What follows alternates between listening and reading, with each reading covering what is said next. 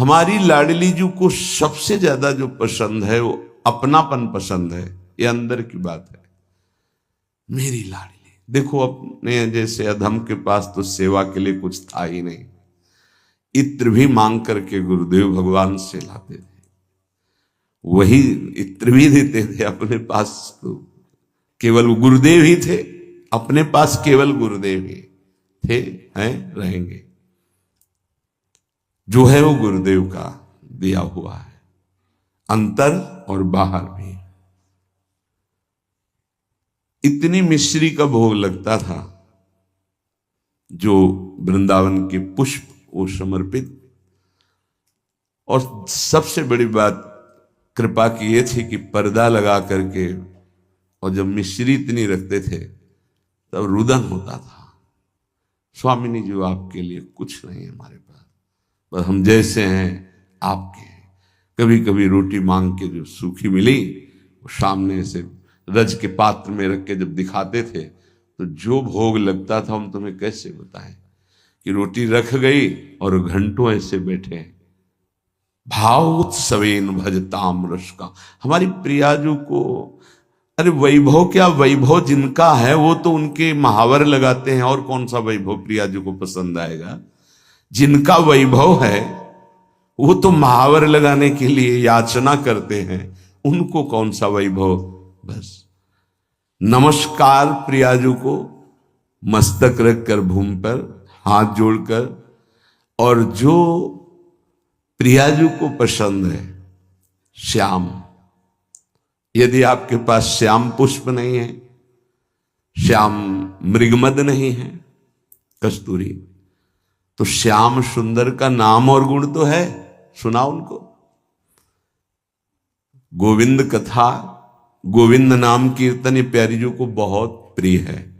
जब आप सुनाओगे ना गोपाल सहस्त्र नाम, श्रीमद् भागवत के श्लोक जिनमें रूप माधुरी श्री कृष्ण चंद्र जी की, या जो महान ऋषिकों के, क्योंकि स्पष्ट समझ लीजिए, मेरे तन मन प्राण होते प्रीतम प्रिय, मुंह को तो भावती ठौर प्यारे के नैनन में, और खास बात नंद के लाल हरियो मन मोर।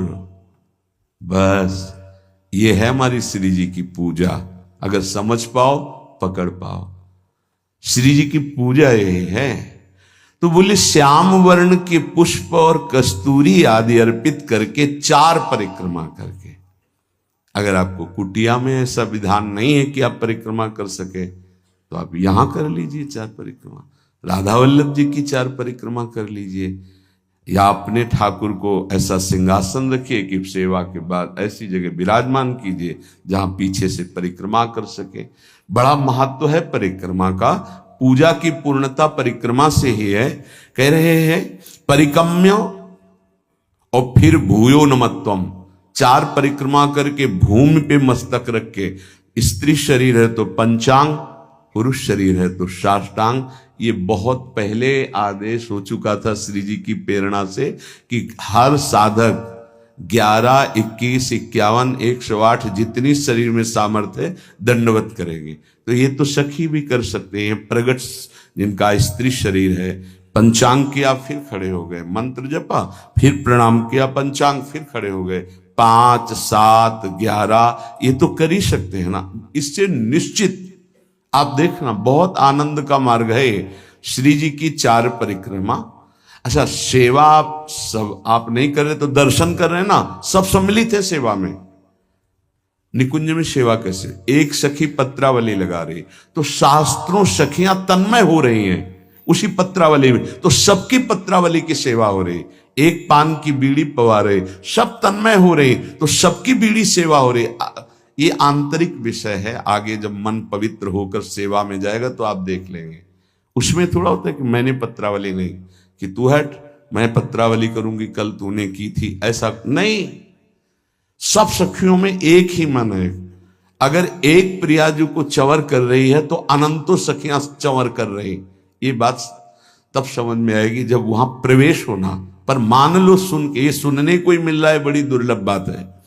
श्रीपाद आगे जो कह रहे हैं, क्षिप्त दिव्यहार निष्क कौस्तुभादि चंद्रिकम गंधलिप्त वक्ष आत राधिकांग पल्लवम राधिका विचित्र वेशभूषणादि तत्परम राधयाभिलिंगनोद्गतांचि रोम विग्रहम।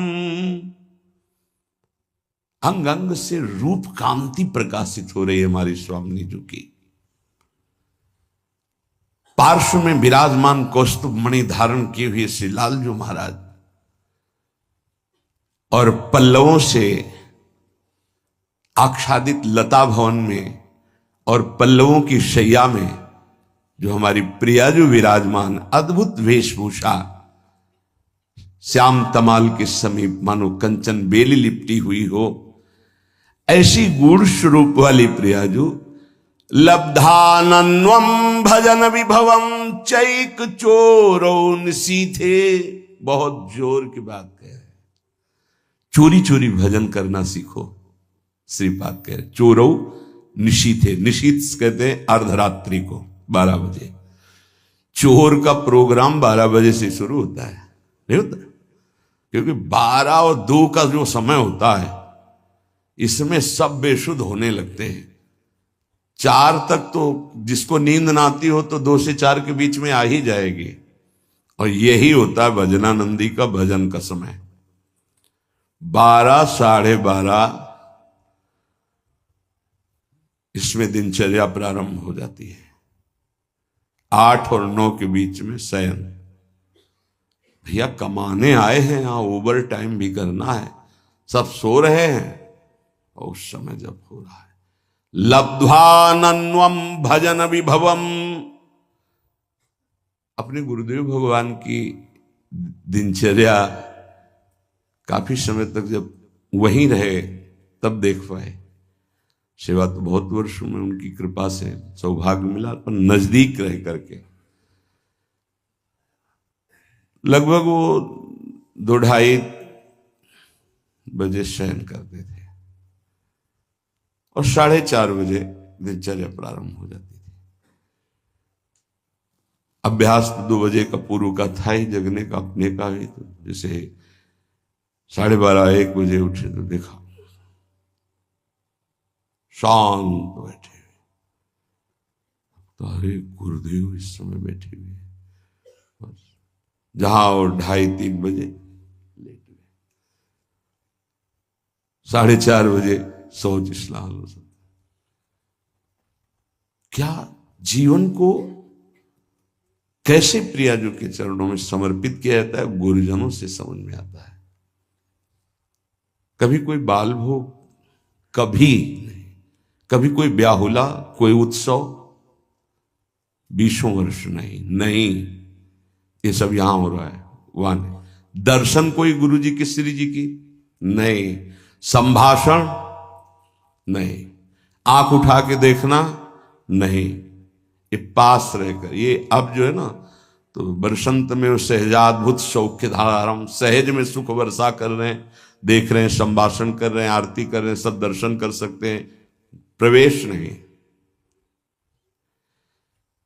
लब्ध्वानन्वम भजन विभवम चैक चोरौ निशीथे, आदेश कर रहे हैं हमारी श्री जी का भजन चोर चोर करो, चोर चोर, चोरी चोरी, कोई जान न पावे कि आपकी कितनी ऊंची अवस्था है।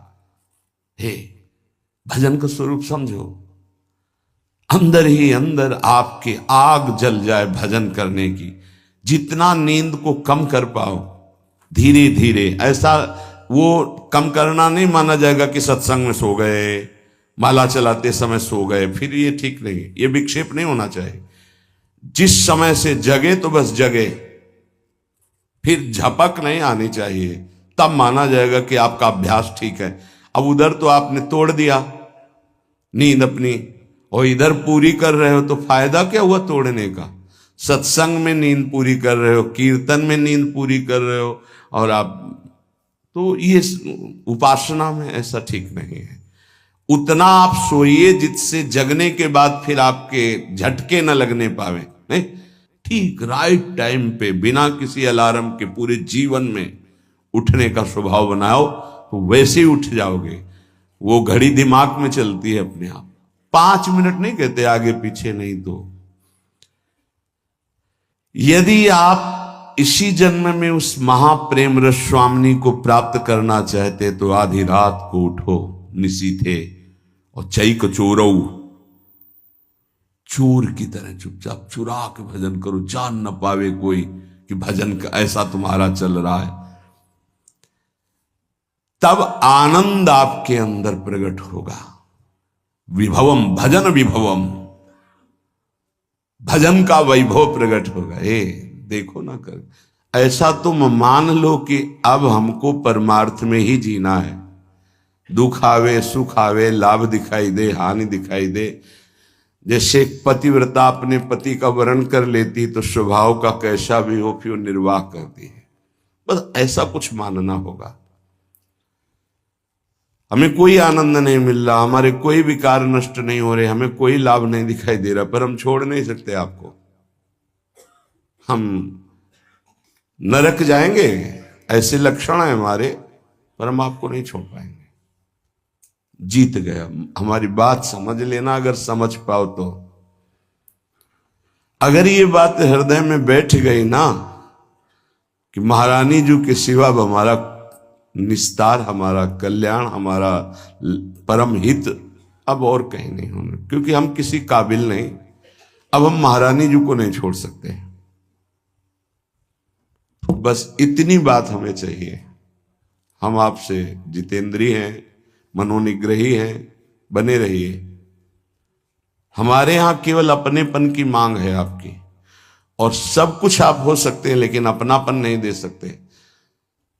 मात तात सुत दार देह में मति अरुझय मति मंदा, और हित किशोर को होए चकोर तू लख वृंदावन, सीधे लख वृंदावन चंदा। एकमात्र प्रियाजू का आश्रय, आदेश विधान सब कुछ स्वीकार। गृह त्याग करा रहे हैं आचार्य चरण, पुत्र पत्नी वैभव सम्मान त्रिभुवन पूजित। आदेश होता है कि राधा वल्लभ जी को, इन 2 सखियों को प्रश्नवाचक चिन्ह नहीं आया कि प्रभु अभी तो त्याग के ही आ रहे हैं, क्या कहेंगे देववन वाले कि हित हरिवंश महाप्रभु यहां तो गृह त्याग किया। अच्छा, कहीं स्फुरण भी नहीं हुआ। क्यों? जोई जोई प्यारो करे सोई मुहि भावे। आज उसी वंश से, उन्हीं आराध्य देव से लाखों का निकुंज में प्रवेश हुआ, हो रहा है, आगे होता रहेगा। नित्यानंद महाप्रभु बाल्यावस्था से लंगोटी वाले परम बैरागी दिगंबर अवधूत, कैसी कैसी स्थितियां महाप्रभु चैतन्य देव ने आदेश किया, आपको विवाह करना है और ऐसी संतान प्रकट होनी है जिससे लोक मंगल होगा। दोबारा प्रश्न नहीं किया कि आप गृहस्थ से विरक्त में पदार्पण किया और यहां बाल्यावस्था से विरक्त अब गृहस्थ की आज्ञा, सरकार ये कैसी आज्ञा, कभी प्रश्न नहीं किया। नाम जापक हैं, मार मार के खाल खींच दी गई, उनके हृदय में प्रश्न नहीं हुआ कि ऐसा विधान क्यों बनाया हरि। बहुत विचार करने पर उपासक को बहुत धैर्यवान होकर के इस मार्ग में चलना है। ऐसे चला जाता है ये मार्ग, ऐसे चला। कुछ पकड़ना मत, तो वो आपको पकड़ लेंगे, गिरोगे नहीं। क्यों म्यों प्रश्न उत्तर ये सब नहीं। जिसका हृदय आराध्य देव के चरणों में समर्पित हो जाता है वही इसके रहस्य को जानता है। ये सब साधन एक प्रक्रियाएं हैं। अगर प्रभु से अपनापन नहीं हुआ तो कोई खास बात नहीं। साधन का कोई खास, साधन का सब साधन कर यह फल सुंदर, प्रभु पद पंकज प्रीति निरंतर। अभी कैसे विषयी पुरुषों को समझ में आएगी? बहुत सुलझने की जरूरत है, नहीं ये जीवन व्यर्थ चला जाएगा। दुर्वितर्क्यानुभाव युक्ता देवी निकुंज देवी श्री स्वामिनी जी बड़े बड़े तार्किकों के भी तर्क से पकड़ में आने वाली नहीं है। जैसे वेदांत दर्शन तर्क के द्वारा श्रद्धावान तर्क करे तो उसके द्वारा वो स्थापित होता है। कह रही यहां नहीं, यहां सीधे स्वीकृति करो मेरी महारानी श्री राधा रानी, तो आपके हृदय में बल प्रकट होगा।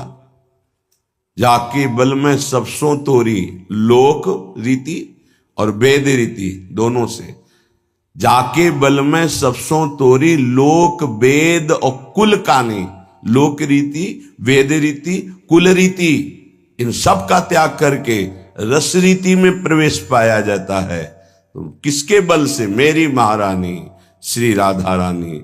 जाके बल में सबसों तोरी लोक वेद कुल कानी, मेरी महारानी श्री राधा रानी। ये तर्क का विषय नहीं, यहां स्वीकृति का विषय है। अब उपासना बताए। पहले तो ये कह रहे हैं कि ये बहुत निगूढ़ भाव है, इसे वेद प्रमाणित भी नहीं कर सकते आप। श्रद्धा और विश्वास करके रसिकों की बात मान लो। यहां तर्क वितर्क की कोई गुंजाइश नहीं है। ये भाव देश है, ये तर्क देश नहीं है। अब हमारी स्वामिनी जो केवल हाथ जोड़ने मात्र से प्रसन्न हो जाती है, इतनी करुणामय। इसीलिए लालजू महाराज जब सेवा में प्रवेश होते हैं तो ऐसे प्रवेश होते हैं, करबद्ध। बहुत कृपालु हैं, दयालुता की सरलता की मूर्ति हैं स्वामिनी जी। जो बड़े बड़े सिद्धांतों की रचना करके उपदेश करने वाले और उनके फल को देने वाले प्रभु हैं, ये उनके अधीन हैं। प्यारी जी की एक भ्रकुट के इशारे से घोर पापी को भी वो पद प्राप्त करा देंगे जो बड़ी बड़ी साधनाओं से नहीं मिलता है। विश्वास कीजिए, आपको लगेगा केवल बातें ही हैं कि प्रमाण भी है। तो नरवाहन जी कोई भी सदाचरण नहीं था। 84 कोष ब्रजमंडल का मूर्धन्य राजा जरा भी ब्रज 84 कोष में उनके खिलाफ या उनकी अधीनता ना स्वीकार करने पर प्राणदंड मिलता था। सीधे प्राणदंड, कोई क्षमा याचना नहीं।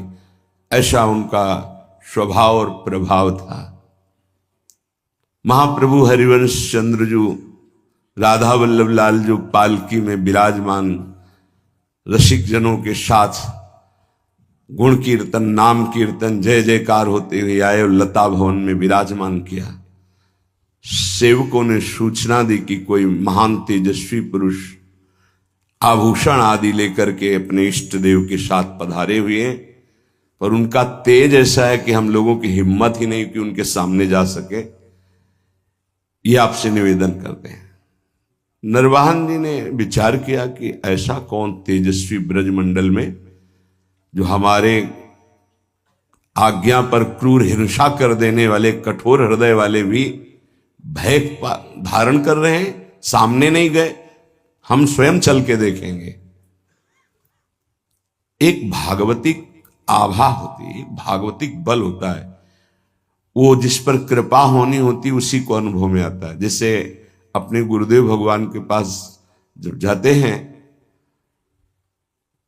तो एक भागवतिक बल वहां स्थापित है। वो शायद है कि लाडली जी की कृपा से आपको दिखाई देगा। रोम रोम उस समय बिल्कुल अलर्ट रहता है, सावधान। एक अद्भुत कि जब गुरुदेव श्री जी को देख रहे हैं तो हम गुरुदेव को देख सकते, लेकिन जब गुरुदेव हमारी तरफ देखेंगे तो हमारी हिम्मत नहीं कि हम देख सके, नेत्र झुक जाएंगे ऐसे। वो एक अद्भुत बल होता है। नरवाहन जी पर कृपा होनी थी। हितजू महाराज किसी भी भाव से कोई आवे तो उसको श्री जी प्रदान करते, इतने अद्भुत दाता है। महिमा तेरी कहा कहो श्री हरिवंश दयाल, तेरे द्वारे बटत हैं सहज लाडली लाल।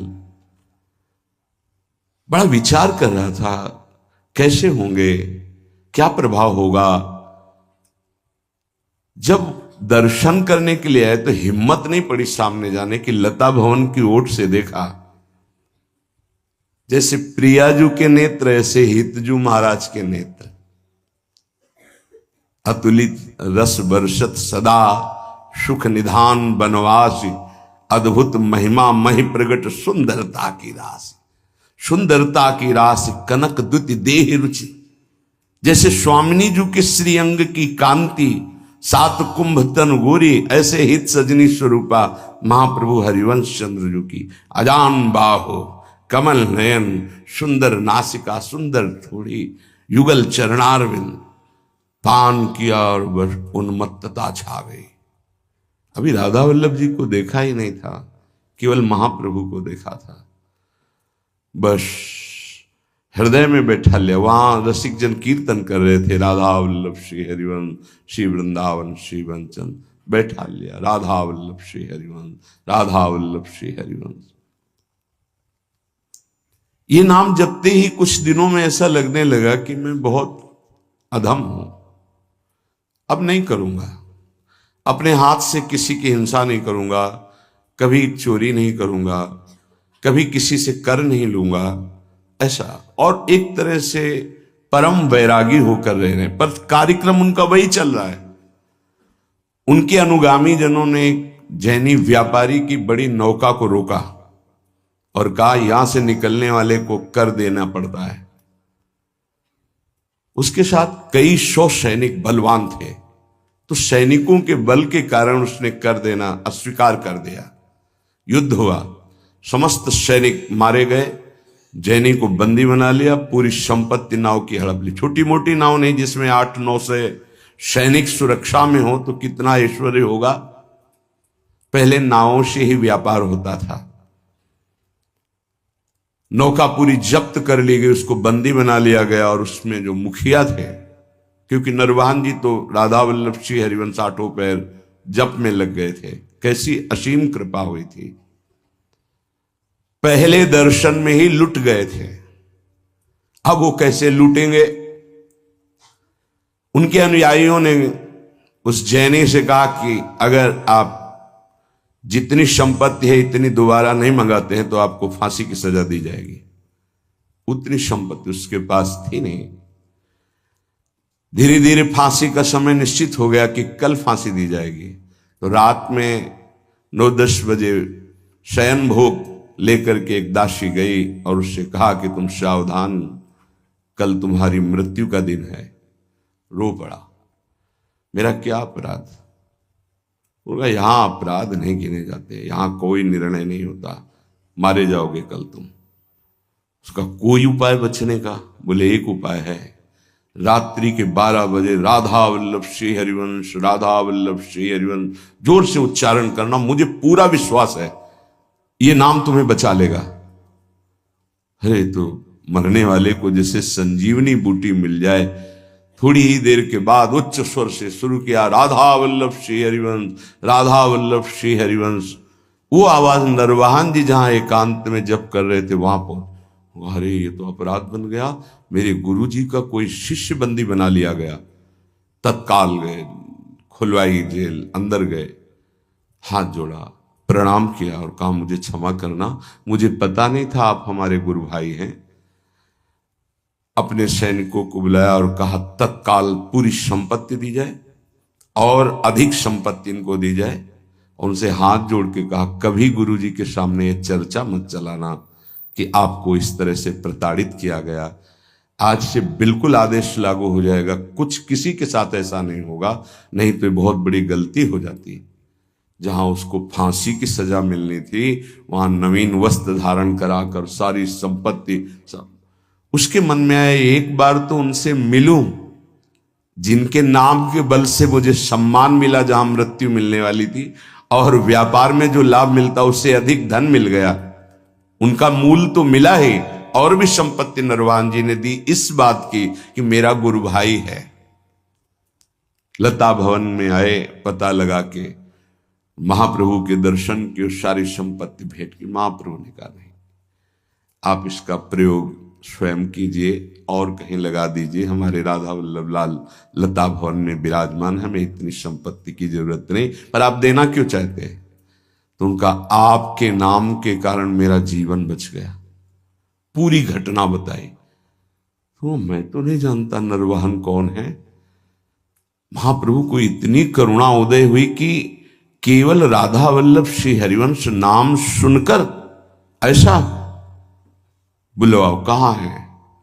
अब नरवाहन जी को बुलाया गया तो कांपते हुए आए कि पता नहीं। अब उनके हृदय में तो था मेरे गुरुदेव हरिवंश चंद्रजू, मेरे इष्ट राधा वल्लभ, पता नहीं गुरुदेव क्या दंड विधान करेंगे, क्योंकि गलती हो गई। जे भी सामने गए महाप्रभु को देखकर रो पड़े। ऐसा सौंदर्य, ऐसी करुणा महाप्रभु के स्वरूप से चरणों में गिरे। महाप्रभु ने कहा, नरवाहन आज तुमने खरीद लिया मुझे। अब उनको आत्मबल प्राप्त हुआ। उनका तुमने कभी हमसे दीक्षा नहीं ली, कभी ऐसा संग नहीं किया, केवल सुनने मात्र से। तो देखो, मैं तुम्हें अपने नित्य विहार का सर्वस्व प्रदान करता हूं, विलास रस और रास रस। 11वां पद विलास रस का है। मंजुल कल कुंज देश राधा हरि विशद वेश, राका नव कुमुद बंधु शरद जामिनी, श्यामल दुति कनक अंग बिहरत मिल एक संग। ये विलास का पद है। और 12वां पद, चल ही राधिके सुजान तेरे हित सुख निधान, रास रचु श्याम तट कलिंद नंदिनी।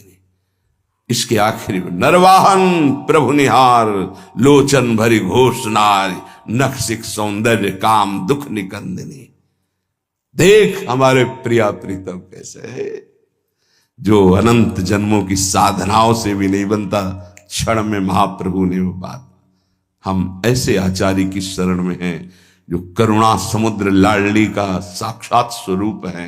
हमारी श्री जी और हमारी हित सजनी जो एक ही हैं।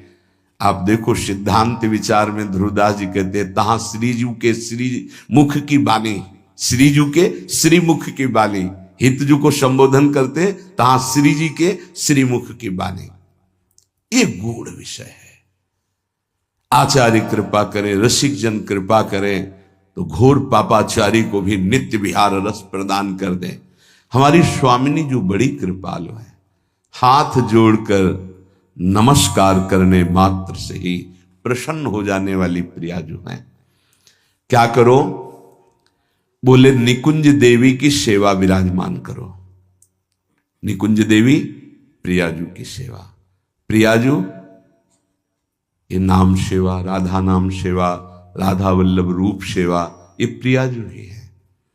राधा ही जहां की वल्लभ है, यह है प्रेम उपासना। यहां की वल्लभ कौन है, प्रीतम कौन है? मेरे प्राणनाथ श्री श्यामा, शपथ करो तृण छिए, रहो को काहू मन दिए। हमारी प्रियाजू को श्याम वर्ण बहुत पसंद है, प्रीतम के श्रीअंग कांति के कारण। तो श्रीपाद कह रहे हैं, यदि श्याम वर्ण का पुष्प और श्याम वर्ण की गंध का आलेप कस्तूरी प्रियजू को बहुत प्रिय है। श्याम वर्ण। श्यामा मयूरवैर परिचरो परिकम्य भूयो नमत्वम, कृत्वांजल्यानति सुविनयम दिव्य गंध प्रसूनई। सुंदर पुष्प श्याम वर्ण का हो, श्याम कमल या और भी श्यामता लिए हुए, बहुत प्रिय है प्रियाजू को। कस्तूरी आदि का लेपन और सुगंधित द्रव्य आदि अर्पित करके, हाथ जोड़ करके, हृदय से अपनापन करके, परिकम में 4 परिक्रमा करके, भूयो नमत्वम, भूमि में मस्तक रख करके नमस्कार कर दो तो स्वामिनी जो अपना सर्वस्व प्रेम प्रदान कर देती है। बहुत करुणा में, ऐसा कुछ नहीं लिखा जो सब कोई न कर सके। गृह में अपने स्वामिनी जी की सेवा विराजमान करो। राधा नाम, राधा वल्लभ रूप, गुरुदेव, आचार्य, ये सब स्वामिनी जी ही हैं। आचार्य भी स्वामिनी जी हैं, गुरुदेव भी स्वामिनी जी हैं। जैसे हितजू महाराज को सेवक जी कह रहे मम स्वामिनी धनी, मेरी स्वामिनी, ऐसे ही आचार्य ही गुरुदेव हैं, तो गुरुदेव मम स्वामिनी, गुरुदेव मम स्वामिनी, आचार्य मम स्वामिनी, इष्ट मम स्वामिनी, कोई अंतर नहीं है। सेवा विराजमान करके